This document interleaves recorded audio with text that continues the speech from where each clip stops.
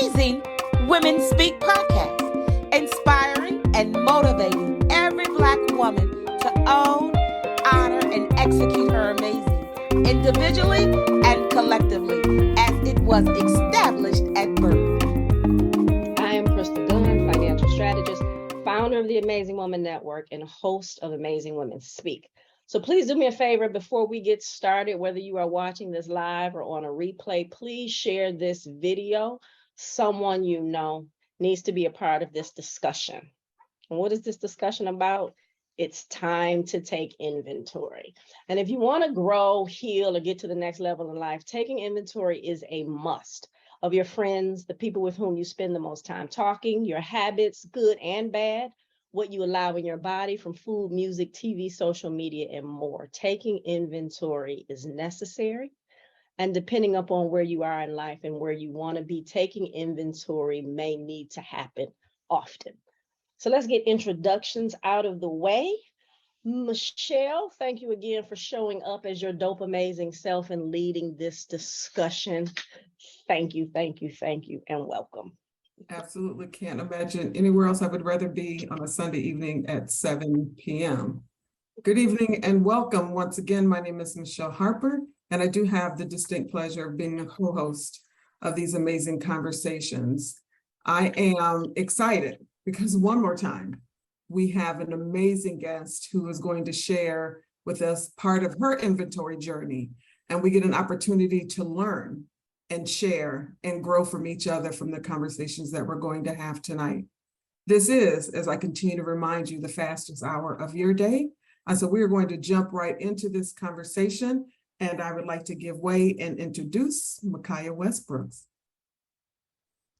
Hi, everybody. Thanks, guys. Thanks so much for having me. I'm happy to be here. Finally. I know, right? Finally. We are excited to have you. Who is Mikiah Brix? Wow. Is that how we're going to start this? Fastest hour of our day. We got to launch deep, my friend. You want to know something that's really interesting? I'm learning that every day because we're constantly becoming. You know, there are days when I think I have it all figured out, and then there's other days where I'm like, wow, I just discovered this whole new thing about myself, this whole new idea.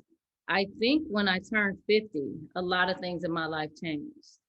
You know, you kind of get to a place in your life where you begin to own your womanness.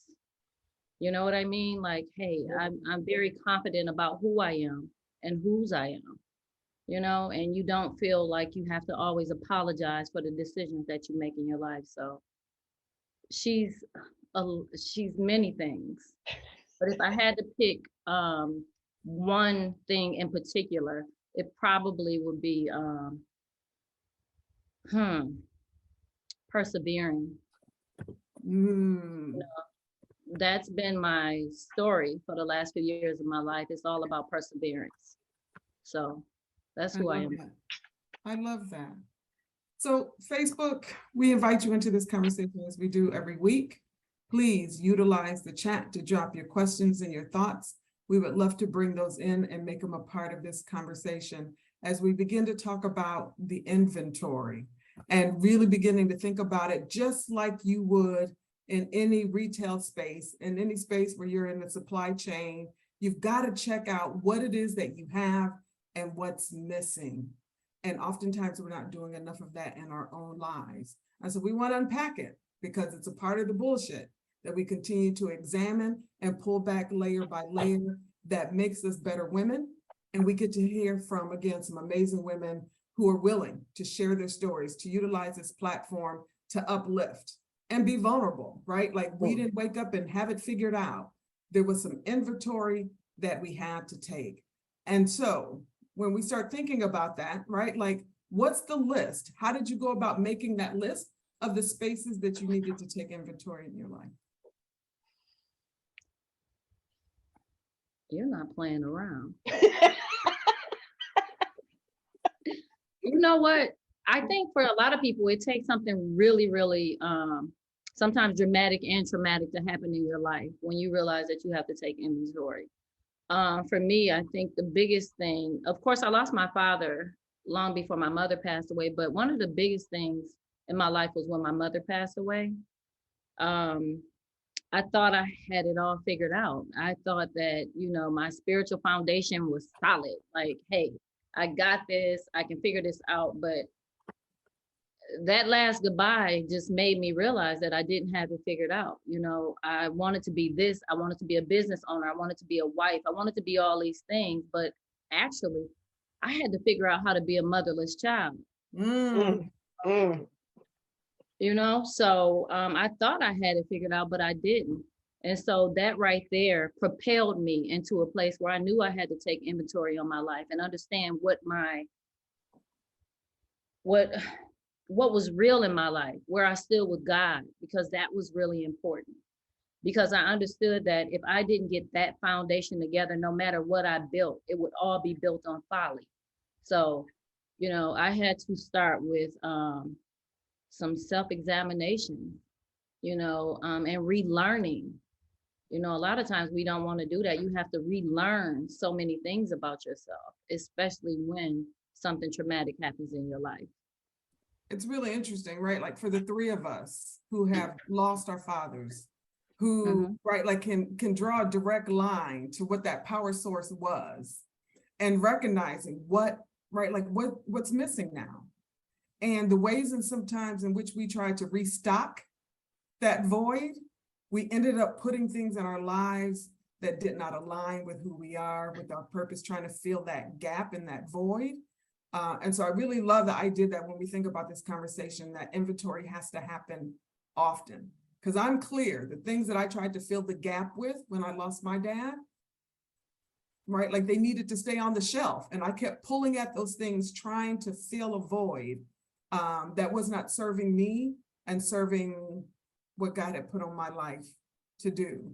And so really understanding the importance of absence and how we, again, look at restocking whatever that absence is really important to evaluate. So I thank you for lifting that up. It is so important for us to pay attention to those absences in our lives. And so we're creating this list, right? And we're doing some inventory. The things that you had to remove, Mikiah, right? Friends, jobs, whatever that was, how did you reconcile that with yourself?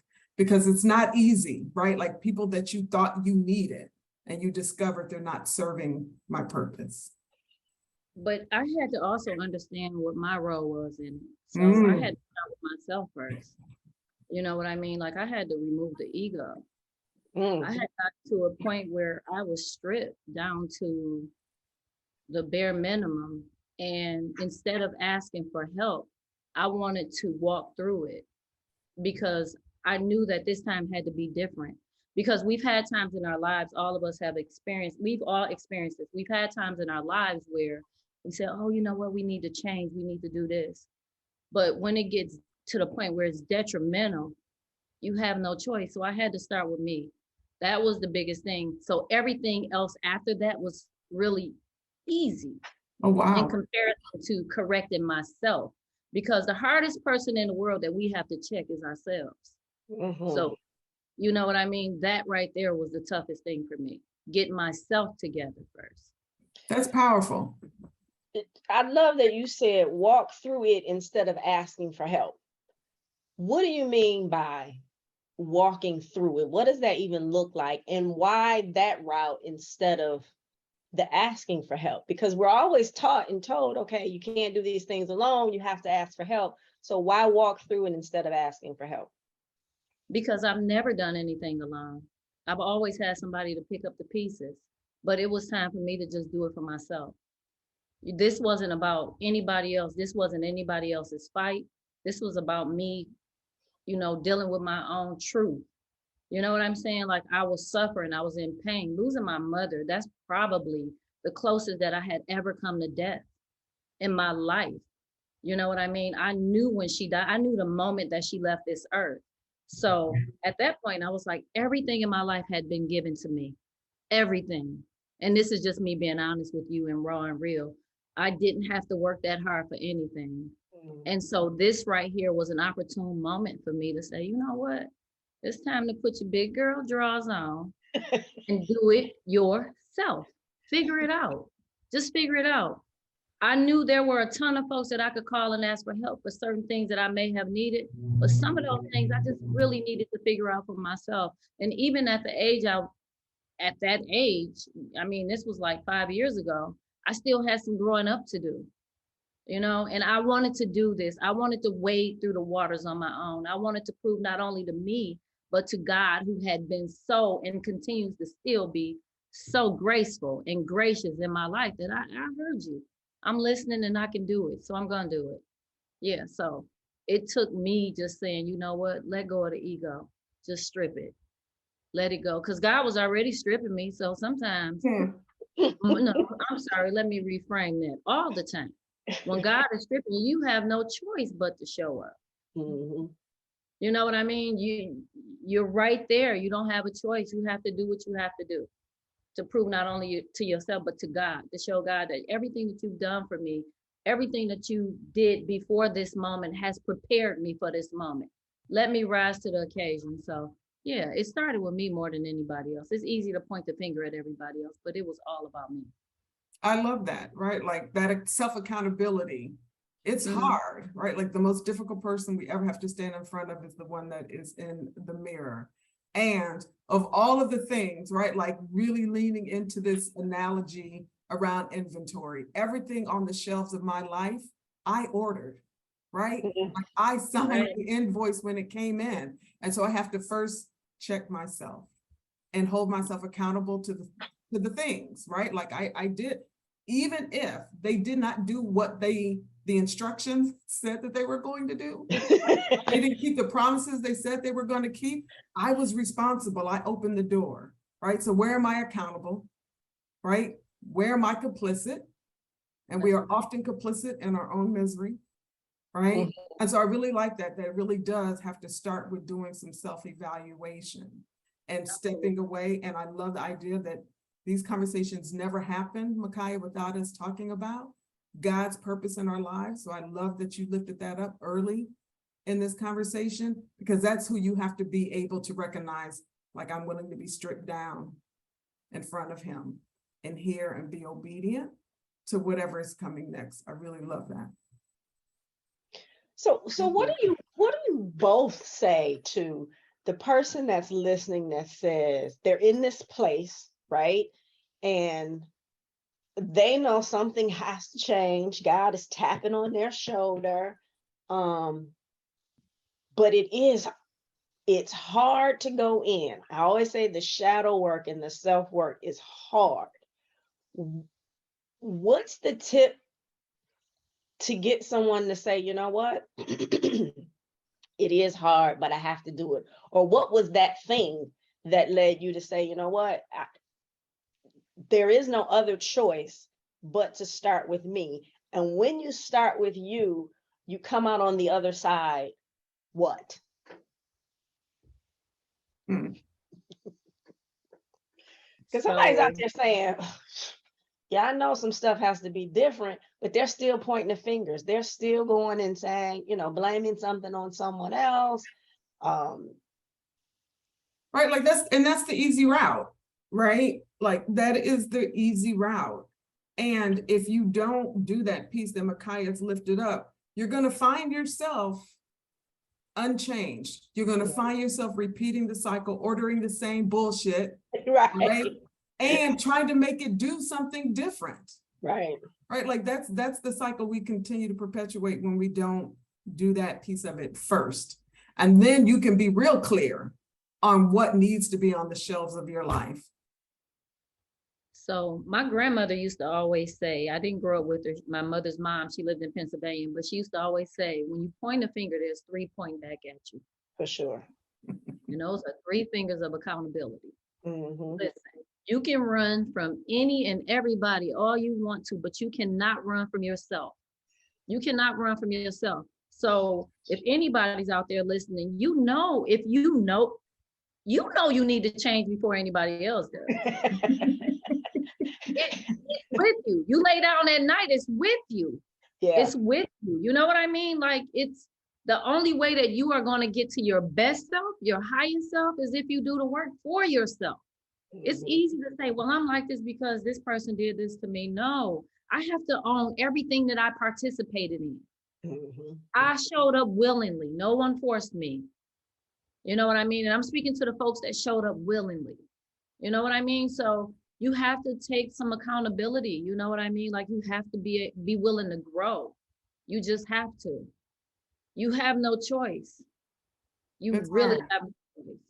Right, yeah, that's the hard part. Because when we feel like we're hurt, we're broken, being the victim is the way that we soothe ourselves, right? To help us get through it, right? Like, they did temporary. this to me, versus they may have, but what was my role in that, right? Yeah. Like, again, that self-inventory is the solid part of the foundation for this conversation before you can be true to the other places in which you need to take inventory. You got to start with self. Yeah, because if you show up broken, what are you doing? Mm. What? No, you know what I'm saying? Because I've Yeah. been broken. I know what that feels like Yeah. to show up broken and expect the whole person. No, I'm not. How's that gonna even work? We're showing up broken. You know, like, because we want to maintain these images that only confuse reality. You know what I mean? Like, we're not showing up as our truest selves, and we're so scared. All of it is based on fear. All of it is just fear. It's fear. But isn't there a tremendous amount of freedom when you have said, and you've gone in and you've done the work, you've gotten rid of the ego, you've gone inward to fix you first?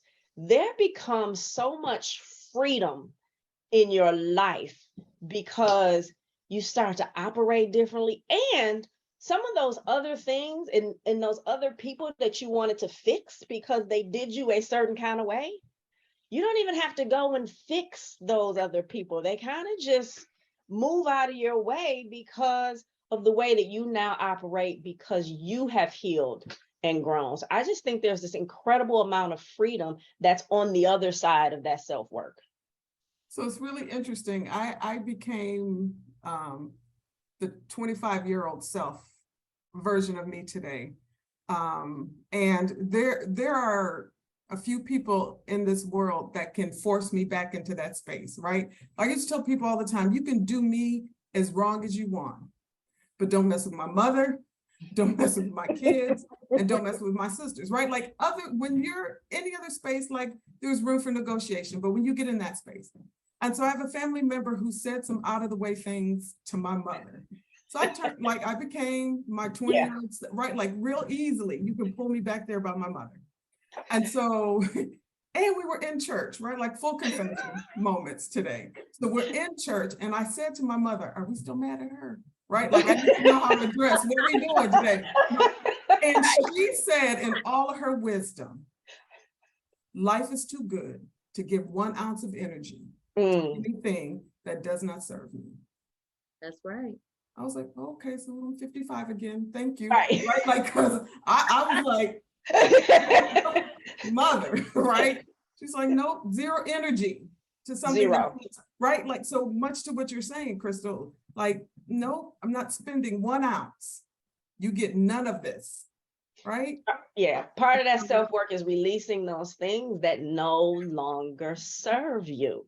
And we hold on to them because I don't know why, but we do hold on to them. We claim them, the hurt, the pain, but yeah, releasing those things.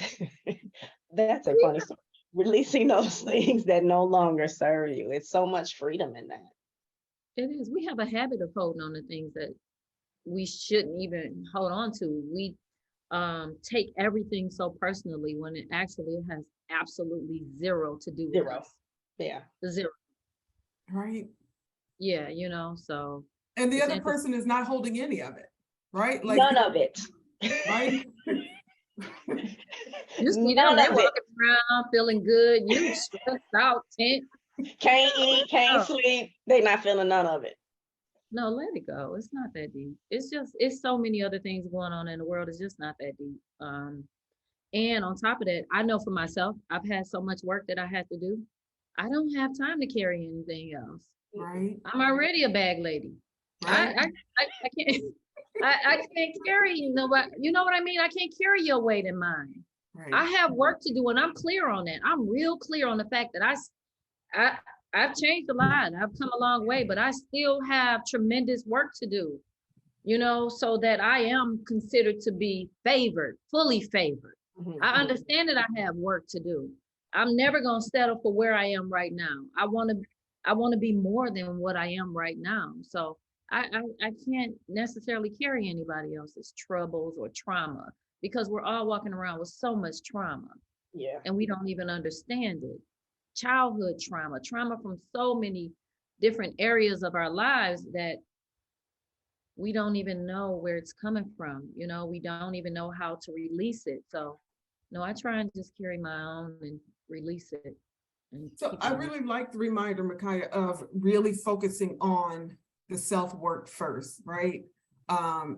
And letting that be the full-time job at the beginning, as opposed to trying to dabble, right? Like trying to fix others, situations, jobs, while simultaneously, nope, if I can pull all the way back.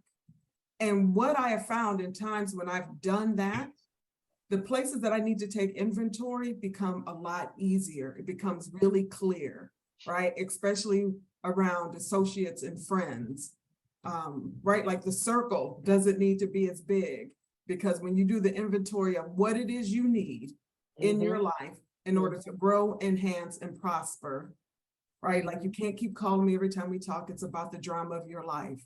Nope, you're right. Like I don't have space for that. So you really get to evaluate what is really, really important once you know what's important to you and who you are. So I really like that reminder that we have to do that front work, no matter how long it takes, how hard it is, to be able to go through something on your own and have it figured out without having to rely on others to solve it for us. The pandemic, as cruel and heartbreaking as it has been, because we've all lost so many people were affected by it, but what it did for a lot of folks, because I spent a ton of time alone, is you were stuck with yourself. There was nowhere to run. Everything was shut down anyway. I mean, what could you do but face you? That's probably been the toughest challenge I've ever had in my life. Of course, I've faced death and all these other things, but dealing with me, that was a lot. I had to really get down, and I realized there were some things about myself that I didn't like. Things about me that I knew I needed to change. And I remember one day sitting here, and I was sitting in the house, and I'm like, okay, you know what? There's nowhere to go. I can't go outside. I come from this huge family. Everybody's social distancing. And I sat there and started thinking about something a friend had said to me. She told me, she was like, you know what, you're a bit opinionated. And at the time when she said it, I was like, I didn't think so. But sitting here by myself, I was like, well, damn, yes, I am actually. I am. You start building all these things up. You're like, okay, let me check this off the list. I need to work on that. So the pandemic really did reveal so much. And again, it was very heartbreaking, but it revealed so much to me about myself and about the relationships that I had and the relationships that I've lost along the way. And that time alone really just made me want to really do the work even more, because there were no distractions at that point. Right. Yeah. There's no hiding. No hiding. So I really can appreciate, right? Like identifying the things that you did not like about yourself.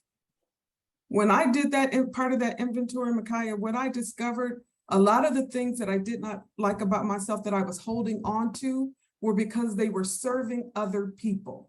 Right? Like they needed me to be in that space to do a thing for them, even when they saw it not working in my best interest, right? Like my anger is one of those things. Oh, let's call Michele, she'll get them together, right? Anger was not serving my life. It wasn't serving my health.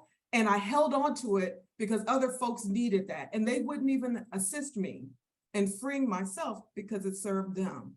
Inventory, right? Like those aren't individuals that I need in my life. And unfortunately, some of those have blood relation, right? Like, and that's really tough to have to pay attention to. And if you learn to love yourself and other folks can't get behind that, tells you a lot about what's Other happening, folks. right? Tighten up that circle a lot in that space. That's true. I think a lot of it stems from self-hate. Mhm. You know what I'm saying? Like it's so deep. We don't think about it in those terms. Everybody's like, "Oh, you're a hater." No, really, this is real self-hate. Mhm. We harbor so much hatred inside of ourselves over things that really don't even mean anything at the end of the day. So a lot of it is self-hate, you know. And even if you're the person that is suffering, like what you said you went through, they would call you and say, "Hey, let's call Michele because she'd get them together." There was a piece of you that was not loving yourself in the right way. And the only reason I'm able to say that is because I identify with it strongly. You know what I mean? Like I had to show up as someone different each time, Right. but I was denying myself of being who I actually am. You know what I mean? Like, Absolutely. Absolutely. Yeah. And that's the hard reality, right? And it's the work that has to be done. It is absolutely the work that has to be done. We talked a couple of weeks ago about the mini masks that we wear. And when you've got to show up at different spaces, being different people to accommodate the things that are around you or the things that you think you want or you need, and then you're home alone and you're in front of the mirror. Do you even recognize who you are? Or like, can you even see who you are because of the mask that we wear in these different spaces, serving something that's not serving us? So yeah, I absolutely can hear, receive, and identify with you naming up that self-hate part of that in that. Yeah. So wonderful. So started doing this inventory, and out of this came, I want to own business. I want to do these things for me. How did we get to where we are today? And tell Facebook, because some exciting things are starting to rehappen in your life that the rest of us get to benefit from. So this is interesting. I'm gonna just tell you a little story really quick. I'm gonna tell it to you guys in the Facebook. So when I first launched Brix,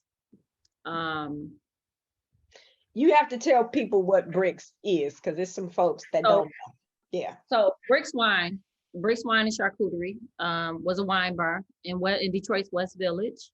And it was my absolute baby. I absolutely loved it. And we will be open again in the next 30 days on Franklin, 1588 Franklin, in the Orleans Landing community.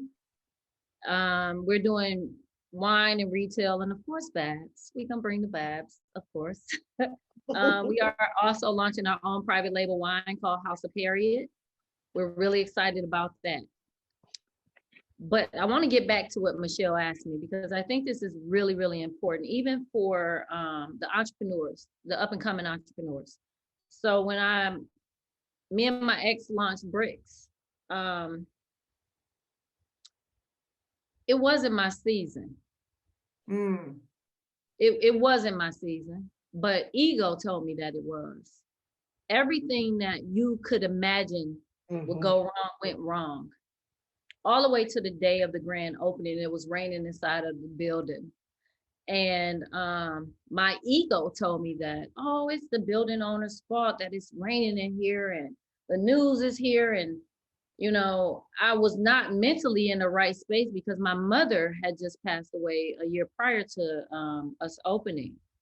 But no one around me, and I'm not blaming them for this. I just want to be very, very clear on that. I'm not blaming them for this because I should know this, but no one, including myself, was willing to say, hey, you need to take a step back. You don't need to do this.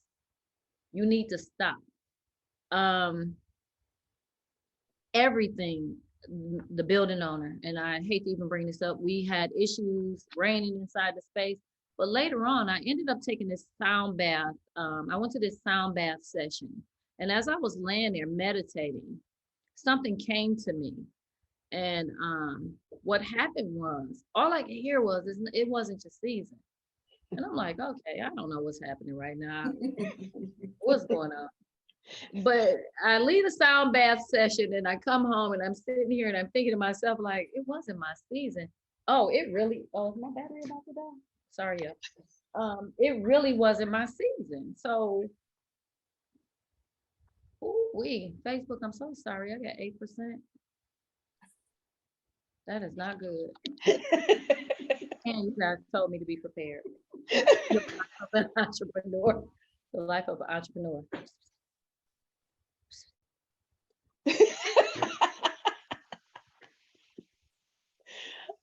Okay, so it wasn't my season, right?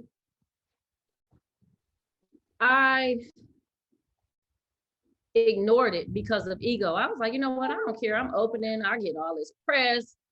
I'm doing this. I don't care who don't like it. But honestly, at the end of the day, I wasn't okay with it.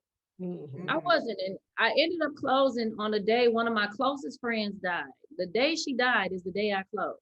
I had fought with the landlords. My marriage fell apart. It was raining inside the space. I had days where I couldn't open, and I was steadily blaming this on everybody else. And finally, I realized that, you know what? No, it's me. It's me. I knew what was being said to me. I've always had a relationship with God. This was nothing new. But because of ego, I said, I'm opening. Regardless of what happens, I don't care. Let the chips fall where they may. And here we are 4 years later, and I understand that now. I understand it completely because the day I closed, I said, you know what? I'm going to work really hard and I'm going to open again in a year. I still wasn't being realistic. But God just said, you know what? This is about taking inventory right here. This is it right here. We're going to slow you down and we're going to get that spiritual foundation together first. Because you're not operating on faith. You running from fear. That's what's going on right now. So we're going to get that together and we're going to slow walk you so that you can get back open, but you're going to do it right this time, child. You know what I mean? So everything this time around has fallen into place the way it's supposed to. There's no resistance. There's no fighting. And that's what God is. God offers that. It's not a ton of fighting and resistance and sadness and fear and worry. You know what I mean? Like sleepless nights. I shouldn't have sleepless nights if I'm about to live my dream, but that's what I had the first time. But this time I understand that this is my season because I did take inventory. And the things that I removed off the shelf, the biggest thing that I removed off the shelf was my ego. And I was comfortable, very comfortable with being stripped.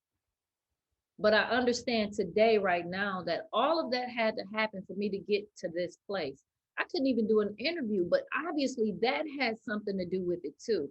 Because right now I'm very comfortable. I don't even like taking pictures, but I'm extremely comfortable with you guys. But I know that all of those things had something to do with my ego and how I felt like I had to show up. And I can't say I can't open Brix right now because how will that look? How will I look? But today, no, it's different. It's different. So you said something really powerful, and I hope those that are listening paid attention, right? Like forward motion isn't always a good thing if you're running from fear versus moving forward in faith. That is so powerful, right? And so we feel like I got to seize this opportunity, right? Like these are the things in front of me. The rest of it will work itself out. And when you do that inventory and pay attention to what God is telling you, a dream deferred does not mean a dream denied. Are you willing to sit and wait, right? And realize, right? Like, am I moving? I might be moving forward, but if I'm running from fear and not moving in faith, that forward motion, you're eventually going to run into a brick wall that can destroy, right? And if you don't have that right faith foundation, which I hear you saying, I came back to the source, right? And that's the one that's going to remove all the bricks. It's going to take away the pain from hitting that wall and set you up for the right kind of things, right? So I really appreciate you sharing that part of your story because ego is so important, right? Like it can be the thing that can destroy so much. And finding a way to be humble before God, not before man, to hear what he has called for your life is incredible. Incredible. And Brix Wine is opening again when? November 18th. Asking for a friend. November 18th, and we'll be launching our private label wine the same. We'll be launching it the same time. Yeah, so we're really excited about it. Awesome. Give the folks the address again. It is 1588 Franklin Street, Detroit, Michigan. You know I love Detroit. I'm a Detroiter through and through. I love the city. I'm never leaving the city. I love the city. So we'll be we'll be doing wine events. And then again, like the private label, House of Harriet is an homage to Harriet Tubman, of course, because again, perseverance is so important.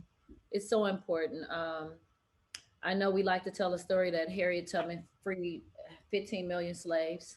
We know that narrative was created by a lot of other folks, but what she did was she taught us perseverance. No matter what happened, she said, I'm not stopping. If it's 2 or 200, I'm not stopping. I'm going to keep going. So with that tenacity and that perseverance, that right there is something that inspired me to name the wine label after her. I love that. Facebook, I'm telling you, do not deny yourself the opportunity to check out Brix Wine. I'm telling you, as a person who had the privilege of being in the old space, I tell you, she brings a vibe. She brings a vibe. The energy is just so dope. And I am sure, Mikiah, this location is just as powerful as the other one, right? Like you got an energy when you drove into that community, even getting to the location. And I am sure with a lot of intentionality, you chose this space because that matters and it creates the vibe that happens on the inside. So I'm telling you, Facebook, November 18th, put that on your calendars. You do not want to miss the opportunity to say, I was there when the rebirth and the relaunch happened. So I love the way you move with purpose and thought, right? The naming of the House of, I'm sorry, say it again. What is it? House of Harriet. I love the way you move with purpose, with thought and intentionality. And when you spoke about no resistance, and when you specifically was speaking to the up and coming entrepreneurs, God will give you a glimpse of something that you're supposed to do. It doesn't always mean that you're supposed to do it in that moment. It's you have to prepare for it, and you have to go through a journey in order for it to get there. So when there is that no resistance that's happening, that's when you know you are in the flow. And I think that's how most things or everything really and truly in your life should be. So when that resistance pops up, I think you need to stop and say, okay, why? Mm-hmm. And instead of looking outside of you, you got to look inside of you. Why is there the resistance? And that piece about running from fear, baby.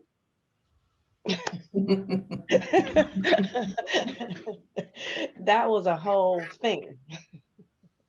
You know, I've been saying this a lot lately. I've said it to a few of my friends, like, this is the most honest I've been in my life.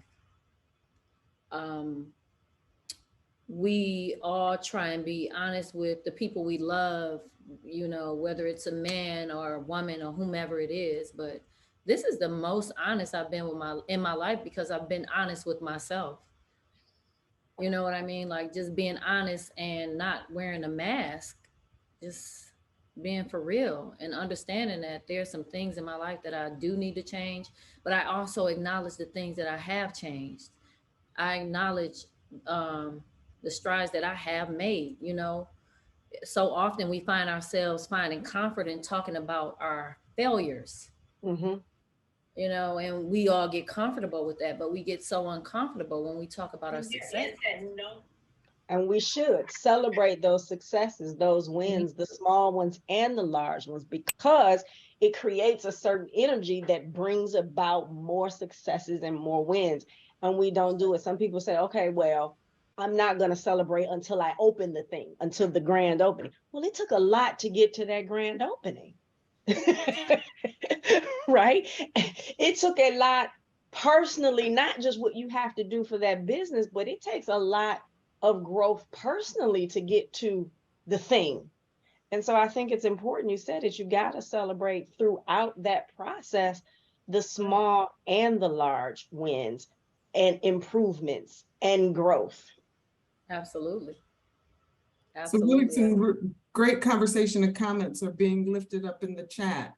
And people, one, excited about the relaunch. For real, I wasn't just asking for myself. People want to know. And right, like really paying attention to the ways in which we do the ask, when we do need to lean on, ask somebody for, really being intentional about what it is you're asking and making sure that you're getting what it is you need out of that ask. And if somebody's reaching out to you, the power of no, right? Like if you don't have the capacity to give and respond in a way that is helpful, being able to say no. How many times do we stretch ourselves? How many times has our inventory been promising something that we know we don't even have on our emotional shelves to give, right? Because we're paying attention to this circle that we believe is value added, and we just don't have it. Being okay with that no, that it is a full sentence without explanation, is so important. And that comes out of doing that self-inventory, really knowing who you are and being able to, right? And if people can't love you through the no, they weren't worthy of your yes. Absolutely. Absolutely. Absolutely. And someone once said the yes is expensive. And Right. you sometimes have no idea what it's costing you when you say yes. You may think it's just time, but it could be so many other things that it's costing you with that yes. And you gave a yes that you know you shouldn't have even have given in the first place. So if I do inventory and I recognize that there are people, things in my life that I need to get rid of, how much of an explanation, story, conversation do I owe those people? Do you want me to tell you the truth? Listen, so often we give and deny ourselves. We do this so much, so frequently. You know what? You don't owe anybody any explanation. And this isn't coming from a place of anger or hatred. It comes from a place of self-preservation. Like, I can't always say yes to you, and I shouldn't have to always explain to you why I'm saying no. Sometimes the answer is just no. No, because I'm first. Right now, I'm choosing me, and it's okay. Sometimes no is necessary. Nikki Giovanni said it best. Stop tripping over yes. How about it? How about it? How about it? I love Nikki, right? And so oftentimes we hold on to things, relationships, because we don't want to have the tough conversation, right? Recognizing that oftentimes we outgrow things, right? Like inventory of all across my life and all of the things, of the jeans sitting in back of my closet that are no longer serving me, but for some reason, I refuse to let them go, right? They're serving no purpose in my new life. What they are actually doing is taking up the space for me to bring new things in, right? And that's relationships, people, clothing, all the places we need to do the inventory. And I hold on to people because I don't want to hurt them. I don't want to have that tough conversation with them. You're right, not everybody deserves the energy of that conversation. You just need to remove them off the shelves of your life and wish them well and keep it moving. I love that, honest, because there's so many of us that are holding on because we don't know how to have the conversation. And this goes back to what you're saying, really goes back to our very first episode, that bullshit bar, right? It's part of that thing, that ever-changing self-hate evoking. You're gonna hold on to a relationship in any kind, employer, friendship, whatever, because this person is my family. You're gonna hold on to this relationship that's hurting you because you don't want to hurt somebody else. Like, where did that bullshit come from? Like, what? It doesn't even make sense, but yet we were taught, and this is something I think that's really specific for Black women too, we were taught that we put everybody else first. We put everybody else first. But in doing that, we always wind up being last. Our cup always winds up being empty, not even half full. It winds up being empty, and we don't have anything left for us and or anything left to give to somebody else. So yeah, those no's are important, and removing those things, people, thought, ideas, taking that inventory and removing the things and people that no longer serve you makes you lighter. Like it's like a weight being lifted off your shoulder, right? And there's such freedom in that. Mikiah, what would you say the biggest difference between Mikiah with the new Brix and Mikiah and the old? I think the biggest difference is that I'm more responsible. Like I understand that this is something that I've created and I have to be responsible. I have to step up to the challenge. I can't sit back and wait on somebody else to take care of things for me. Like this is my dream. And listen, we all have dreams and sometimes we get lazy with it. I got a little lazy before, and I rested on, the pain and the sadness and the grieving and the mourning and all these things. I just let it pile up and created my own little pillow. I removed that pillow. Now I'm standing up. I'm taking responsibility. I understand that if this is my dream, I'm going to have to work to make it work. Got to get out there and do the work. So I'm a little different. I'm smarter. I've read more. I started researching more, understanding more about wine and why I'm so attracted to it, and how I want Brix to serve the community and what I want Brix to serve to the community. It's more than just buying a bottle of wine. It's an education. So I'm really thinking about that more. I'm more creative now than I was. I was really blocked before. So I'm open. I'm not. So I work at a digital media agency right now, and God forbid if any of the creatives are listening to this, but creative folk are very sensitive, and I'm creative too, so I get it. So we can get a little, you guys know, really sensitive about their projects and their babies. And I held Brix so close, and I just didn't want to hear anything. I'm open now. This Mikiah is open. I understand that it's really going to take a community to come together. I'm not going to be successful without the community and the community's involvement and understanding what jobs with everybody else, not just me. So I'm just open now. I think I'm just far more mature than what I was before. Thanks to my therapist. Necessary tool. Yeah, so that right there, just educating myself more, learning more about it, learning what role wine had in slavery, learning about the winemaking process, just so many different things that I'm ready to share. I had this knowledge before, but it was so bottled up inside of me that I just did not let it go. It wasn't my season. How did you know you were ready this time? This is a funny story. So, somebody reached out to me and asked me if I would curate their wine menu for an event. And I was like, I don't really want to do that. I was in my feelings. It was early on. I was like, I really want to do that. I'm not really feeling that right now. Maybe I'll go off and be a fishmonger or something. I don't know. But so I ended up curating this wine list, and they gave me one menu. And when I curated the wine list, it was a totally different menu. And I was like, she was like, oh my God, none of these wines go with what we're, well, I didn't know. What did you do?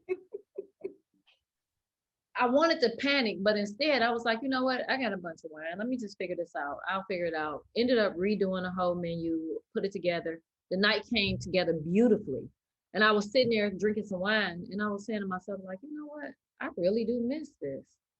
I really, really do miss it, because I thought in the beginning, when I said that I had to check my ego, put my ego in check, it meant that this right here was just still part of my ego, meant that, oh, I should just walk completely away from it, because this is what's making me have this crazy ego. When in actuality, it was me. It wasn't the business. It was just me. I mean, I wasn't opening up like, you know, 15 McDonald's. I was just opening up a wine shop. You know what I mean? But the ego had gotten so big because, you know, it's easy to be a big fish in a small pond. Mm-hmm. So listen, you know, I'm gonna be for real. Mm-hmm. So I sat there and I was like, wow, this actually still feels good. It felt really good. You know, watching her prepare her food and watching her eat the food and drink the wine. And I remember we had this moment where we had this cheese, this blue cheese, and we were drinking a really tannic red. And I was like, oh my God, tannins love fat. So let's try this cheese with this red. And when I did that and I walked away and came home, I thought about it. I was like, I got this. I'm doing this. I'm not over it. I'm not over it. I still got it. It's still in me. It was the ego I had to release, not my dream. I was confusing the two. You know what I mean? Because I thought the dream was the cause of the ego. No, that wasn't it. If I actually wanted the dream to be realized, I had to release the ego. So once I did that, I think it was just this little event, and I said, okay, you know what? I think I'm going to do this again. I'm going to do it again. And then I started reading the wine Bible all over again. And I was like, you know what? I'm excited. Everything was about wine at that point, all over again. And I felt just as enthused as I did the day that I decided that I wanted to open up the wine bar, you know? So yeah, so I'm just so super excited this time. Like it's a different kind of excitement though. Yeah. There is a power. And I say this because I know these conversations, again, are grounded in faith and our relationship with God. When you are unclear about the thing that you need to be doing next, when you are unclear about how to take inventory, your 3 tools to get you there. And I hear, you didn't say the words, Mikiah, and I hear you did all 3: fasting, prayer, and meditation. And I'm not talking fasting just from food, right? Like you fasted from wine, you fasted from that environment. And then when you were ready for a taste of it again, you discovered, right? Like, no, this is still a very much a part of who I am. And so sometimes we have to fast from a thing and be in prayer and meditation to be clear on what belongs in your life, what is really going to serve you.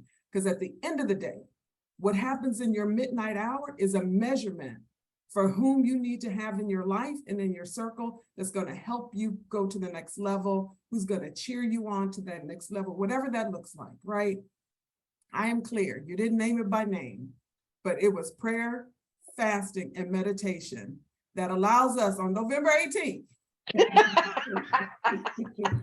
to be in community one more time. One more time. Space with amazing vibes and amazing wines. You do not want to miss this opportunity. Again, I promise you. Facebook, we invite you to do the inventory. Check the people, places, things, items. Again, how are you feeding your soul? And do that first with self. And you will discover that the greatest thing in you will come out with such ease, and the victory will already be claimed.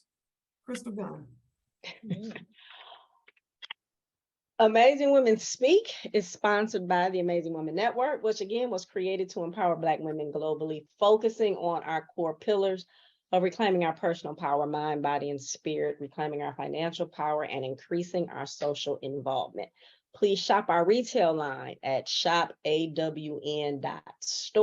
Whether you are seeing this live or on the replay, everything right now on the site is 20% off your entire purchase. No code is needed. And that retail line was designed to remind the woman wearing whatever the item is, just how dope and amazing she truly is, as it was established by birth. We get this thing wrong. We think that the money that we've accumulated, the positions and the titles and the businesses that we own define who we are and our amazing, when our amazing was already established for us on that date of our birth. So remember how amazing you truly are. Also, please like us on Facebook at the Amazing Woman Network and subscribe to us on YouTube at Amazing Women Speak. Take a look at those past episodes. I promise you, you will find more than one that will speak to your soul. Mikiah Westbrooks, dope and amazing. I watched you through your journey. And I used to say, my God, this woman has gone through in this first year of business more than most people go through in 5 years in business. But I know it was a learning lesson for you. But I watched you wear it and carry it with as much grace as you could, knowing everything on the back end that you were going through. So I celebrate you, and I can't wait to celebrate in person on November 18th, the reopening of Brix Wine. I know it will be awesome and amazing because you are truly, you're truly a dope soul. You really, really are. And I'm honored to call you my friend. So Facebook is also feeling very fortunate to have been a part of this conversation. Melvina thanks you, Mikiah, for sharing your story, that you gave some nuggets that she could rest with. Victoria lists up that this was an on-time word for her, and thanks you for sharing that part of your story. Melvina absolutely was here for all of the things that you had to offer up tonight, and sends a thank you for being able to share your part of the word. And Tiffany says, for the wine, absolutely sign me up. Turn to Facebook, the fastest hour of your day to be in this space, to be able to hear this part of the story, to your willingness to strip down for this audience, to share your story and already know that you are planting seeds to give another woman hope, to be able to stay in it and to discover who she is so that she can be her dope, amazing self. I am grateful also to be able to call you friend, to share this space, and cannot wait to physically raise a glass and toast you and all of the amazing things that I know that is to come in this journey. Crystal Gunn, thank you again for being obedient to the call that God has put on your life, that you create a platform that we get to celebrate such amazing women who continue to share part of who they are to make us better as a collective. Every time I get to hear another Black woman's story, somebody gets hope, somebody gets joy, somebody gets the promise for a better tomorrow. Thank you for that obedience. Thank you for calling on me to sit in this space with you every Sunday, to be a part of these conversations that are more learning than they are co-hosting every single time. My name is Michele Harper. I am a Black woman, and I absolutely own my amazing. Mikiah, the people have loved your voice today. Thank you for sharing it. And I turn this over to you for your final words as we get ready to close this night out. Sorry. Thanks so much for having me. To Facebook, everybody watching, I appreciate the support. I appreciate all the messages that I receive, even after 4 years. Some days I wake up and I look at it like, wow. Michele, one of the best things Crystal's ever done is to introduce you. I appreciate you so much. Crystal, you know I love you. I love you so much. I am Mikiah Glynn, and I own my amazing. Thank you for everybody who tuned in today with their messages. Tune in next week. We can't end this month without celebrating some breast cancer warriors. So next week, we'll be talking to Nicole Point and Tracy Ricks, two dope and incredible women. I know, right? This is gonna be so good. Two dope and incredible women who have shared their stories along the way. And everybody doesn't do that, but they took very personal moments and shared them with the public. And you get to hear those stories next week. So make sure you tune in. I thank you. Enjoy the rest of your evening. And I am Crystal Dunn. I am a Black woman, and I absolutely own my amazing. Good night.